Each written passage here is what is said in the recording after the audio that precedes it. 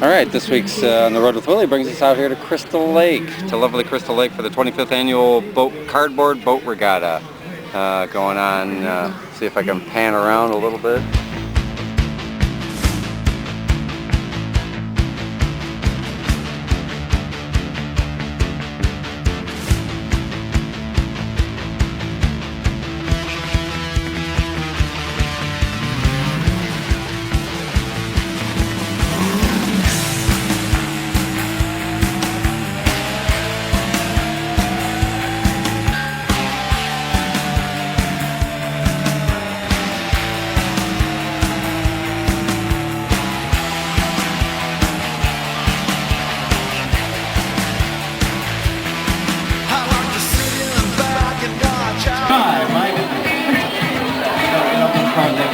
Swim, or they're going to sit and paddle. They're paddling like mad dogs there on the end.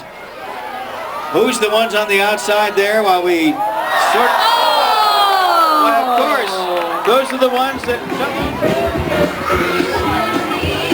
my gosh, I can't believe I'm saying this. The Cubs! Ladies and gentlemen, you cannot buy your W flags today just because of that.